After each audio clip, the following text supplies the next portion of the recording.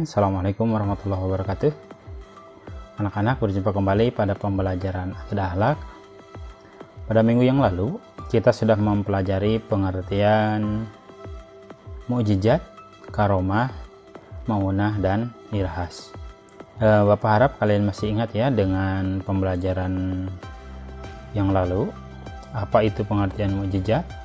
Ya, mukjizat adalah kejadian luar biasa yang terjadi pada seorang nabi atau rasul. Kemudian pengertian karomah adalah kejadian luar biasa yang terjadi pada orang soleh atau wali Allah. Kemudian ada maunah. Maunah adalah pertolongan Allah kepada hambanya. Dan yang terakhir irhas adalah kejadian luar biasa yang terjadi pada calon nabi atau rasul.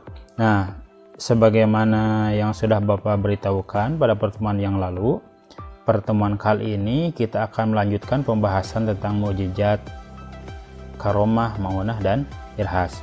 Pada pembahasan kali ini yang akan kita bahas adalah dalilnya dan contoh kebenaran mukjizat, karomah, irhas, dan maunah. Baik, sebelum kita mulai, mari kita membaca basmalah bersama. Bismillahirrahmanirrahim.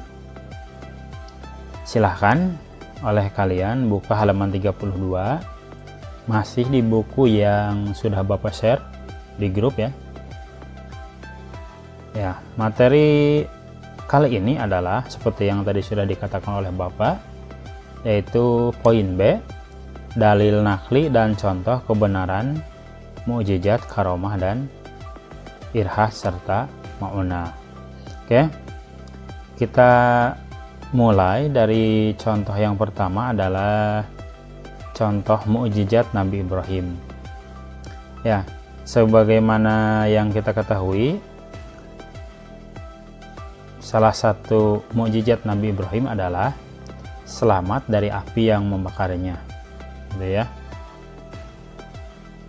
Nabi Ibrahim sendiri dibakar oleh Raja Namrud setelah menghancurkan berhala-berhala yang disembah oleh Raja Namrud dan rakyatnya.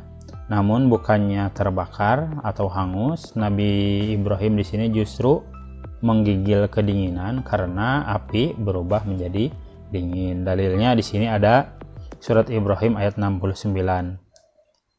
Bisa kita baca bersama, artinya kami berfirman, hai api menjadi dinginlah dan menjadi keselamatanlah bagi Ibrahim. Itu salah satu mukjizatnya. Kemudian mukjizat yang kedua, doa Nabi Ibrahim itu mustajab. Di sini Nabi Ibrahim memohon kepada Allah agar sebagian besar keturunan Ibrahim adalah orang-orang yang sholih. Negeri Makkah dan sekitarnya menjadi kota yang barokah dan tercukupi dari makanan dan buah-buahan. Kemudian yang ketiga adalah mimpi yang benar untuk menyembelih putranya Nabi Ismail. Itu tadi mukjizat Nabi Ibrahim. Kita lanjutkan. Mukjizat yang selanjutnya adalah mukjizat Nabi Isa. Nabi Isa adalah nabi yang diutus kepada kaum Firaun ya, di Bani Israel. Nah, sebagaimana yang kita ketahui, salah satu mukjizat Nabi Musa adalah tongkat. Di sini yang pertama, tongkatnya berubah menjadi ular besar yang kemudian memakan seluruh ularnya para tukang sihir Raja Firaun. Di sini ada di surat Az-Zukhruf ayat 46. Itu ya. Yang kedua, masih mukjizat tongkat ya. Di sini adalah tongkatnya bisa membelah Laut Merah. Jadi si tongkat Nabi Musa ini dipukulkan ke laut sehingga Nabi Musa yang saat itu bersama umatnya dikejar-kejar Raja Firaun dan pasukannya berhasil menyeberang lautan. Namun ketika Raja Firaun dan pasukannya berada di tengah-tengah, si tongkat itu kembali dipukulkan sehingga air laut menyatu kembali. Nah itu ya. Yang ketiga, di halaman 33 ya. Nabi Musa dan bangsa Israel dalam perjalanan pelarian ke Palestina selalu dinaungi awan yang teduh dan diberi rezeki berupa burung salwa dan buah mana. Itu salah satu mukjizatnya juga. Kemudian nomor 4 di sini mukjizat Nabi Musa adalah dengan izin Allah dapat menghidupkan orang mati. Yang kelima, dengan tongkatnya, ini masih tongkat Nabi Musa ya. Ia memukul batu sehingga memancar 12 mata air yang mencukupi kebutuhan air 12 suku yang dipimpinnya. Nah, itu dia contoh dari mukjizat Nabi Musa. Dalilnya bisa dibaca ya, ada di sini Al-Baqarah ayat 60. Bisa baca oleh kalian. Di atas ada juga tadi melewati Laut Merah, yaitu surat Toha ayat 19-21. Oke, kita lanjutkan. Yang ketiga, mukjizat Nabi Muhammad. Apa saja? Sudah disinggung di awal, salah satu mukjizat Nabi Muhammad adalah Al-Quran. Dalilnya surat An-Nisa ayat 174. Kemudian, mukjizat yang berikutnya adalah Isra Mi'raj. Nah, di sini ada ya di nomor 2, Isra dari Masjidil Haram ke Baitul Maqdis. Kemudian dari Baitul Maqdis ke Sidratul Muntaha kurang dari 1 malam. Kemudian mukjizat yang ketiga adalah mengetahui hal-hal yang akan terjadi dengan seizin Allah. Contohnya di sini adalah kehancuran Persia dan Romawi. Kemudian penyebab kematian Hasan cucunya karena terbunuh. Baik, kita lanjutkan. Mukjizat yang keempat contohnya, dari jarinya keluar air bersih yang dapat mencukupi kebutuhan minum orang banyak. Dan yang kelima adalah dapat membelah bulan. Itu 3 contoh ya, mukjizat yang diterima oleh para nabi. Di sini ada Nabi Muhammad, ada Nabi Musa, kemudian ada Nabi Ibrahim. Oke, sebagai tambahan, nah di sini ada contoh mukjizat yang lainnya yang Bapak ambil dari sebuah situs berita ya. Di sini ada Nabi Nuh. Bapak ambil 5 ya, yaitu Rasul Ulul Azmi. Tadi sebagian sudah 3. Sekarang di sini ada Nabi Nuh. Salah satunya adalah keselamatan saat terjadi banjir bandang. Ya, sebagaimana kita ketahui, umat Nabi Nuh itu diazab oleh Allah berupa banjir bandang. Ya. Namun Nabi Nuh dan pengikutnya yang beriman selamat karena membuat itu ya, mereka naik perahu yang dibuat oleh Nabi Nuh. Kemudian Nabi Ibrahim tadi sudah ya, Nabi Ibrahim selamat dari api. Kemudian Nabi Musa tadi juga sudah dibahas, yaitu tongkat yang berubah menjadi ular. Kemudian tongkatnya juga bisa membelah Laut Merah. Yang keempat, Nabi Isa. Nah, di sini mukjizat Nabi Isa adalah dapat menyembuhkan orang buta. Kemudian dapat pula menghidupkan orang-orang yang meninggal dunia. Kemudian di sini juga disebutkan mukjizat imaterial berupa kitab Injil, yaitu di sini yang terakhir adalah mukjizat Nabi Muhammad, tadi sudah ya. Salah satunya adalah tadi membelah bulan dan dari sela-sela jarinya keluar air. Itu dia contoh-contoh mukjizat yang dimiliki oleh para nabi. Untuk lebih lengkapnya bisa kalian baca ya, banyak sekali mukjizat-mukjizat yang dimiliki oleh para rasul. Selengkapnya silahkan kalian buka lagi bukunya, buku-buku yang relevan juga, atau browsing di internet yang banyak sekali. Oke, kita kembali lagi ke materi ya. Yang selanjutnya adalah contoh dan bukti adanya karomah. Di sini karomah yang terjadi pada Maryam. Apa karomahnya? Nah, di sini bisa dibaca ya. Setiap Zakaria masuk untuk menemui Maryam di mihrab, ia mendapati makanan di sisinya. Zakaria berkata, "Hai Maryam, dari mana kamu memperoleh makanan ini?" Maryam menjawab, "Makanan itu dari sisi Allah." Itu dia contoh karomah. Kemudian karomah yang terjadi pada Ashabul Kahfi, penghuni gua ya. Karomahnya adalah mereka tidur selama 309 tahun. Di sini di surat Al-Kahfi ayat 25, dan mereka tinggal dalam gua mereka 300 tahun dan ditambah 9 tahun lagi. Itu dia contoh karomah yang terjadi pada Ashabul Kahfi. Kemudian yang ketiga, karomah yang terjadi pada Zulkarnain, Alexander Agung ya. yaitu seorang raja yang soleh. Di sini di dalam surat Al-Kahfi ayat 84 disebutkan, sesungguhnya kami telah memberikan kekuasaan kepadanya di muka bumi dan kami telah memberikan kepadanya jalan untuk mencapai segala sesuatu. Itu dia karomah yang terjadi pada Zulkarnain. Kemudian karomah yang diberikan kepada para wali Allah.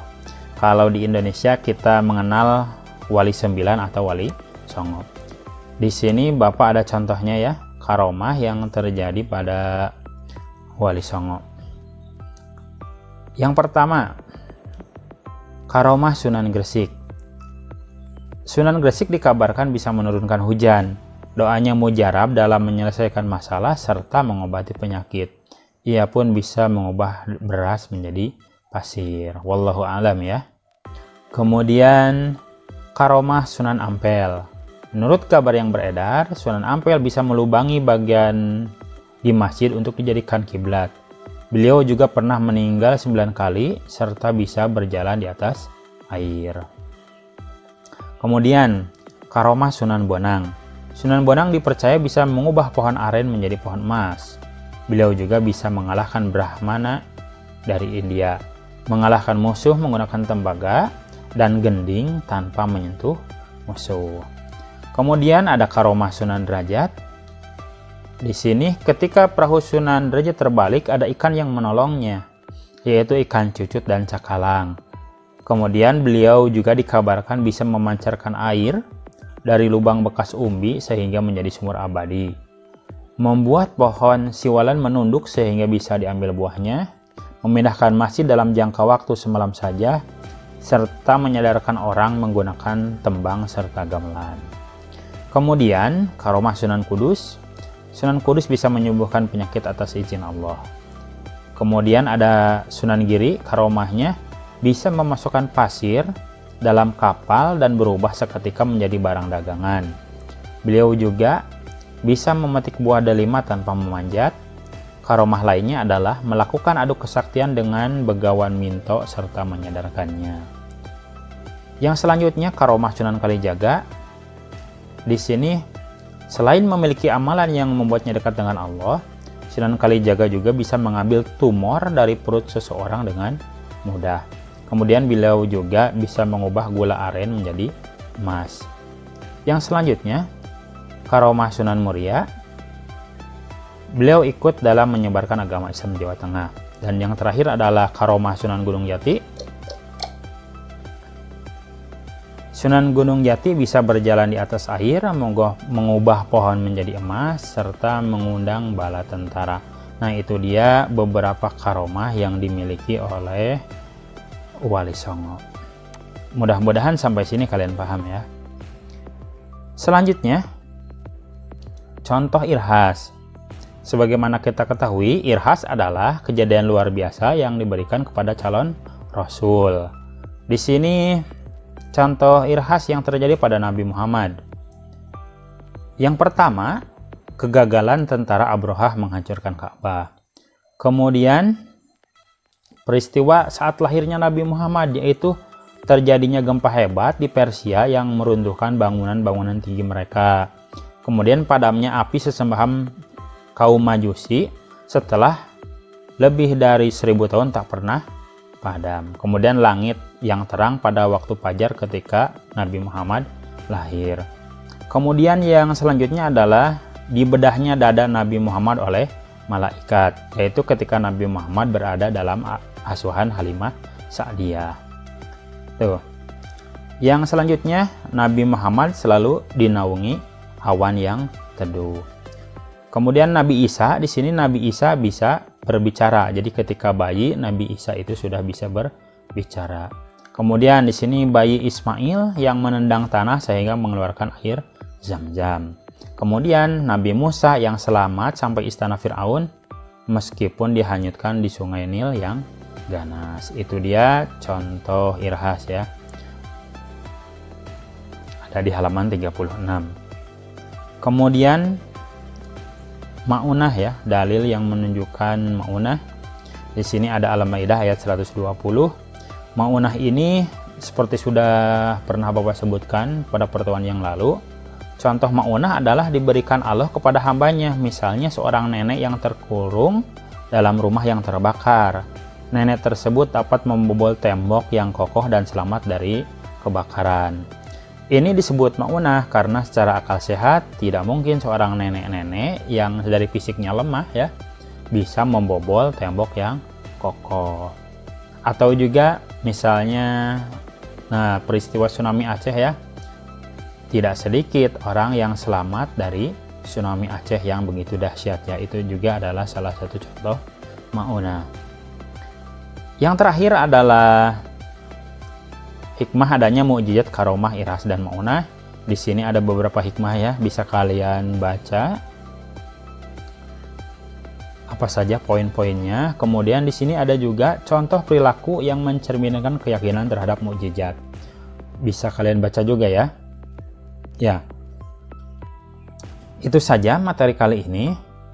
Silahkan baca lagi ya dari sumber-sumber yang lain. Banyak sekali contoh mukjizat, kemudian contoh karomah, ada contoh irhah, contoh maunah, banyak ya. Silahkan buka lagi bukunya atau kalian browsing ya dari internet. Demikian untuk pertemuan kali ini.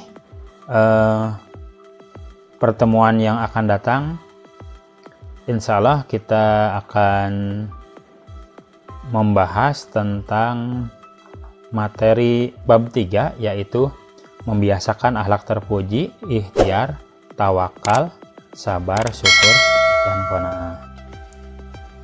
Sekian pertemuan kali ini, mudah-mudahan bermanfaat. Mohon maaf apabila terdapat kesalahan. Terima kasih atas perhatiannya. Assalamualaikum warahmatullahi wabarakatuh.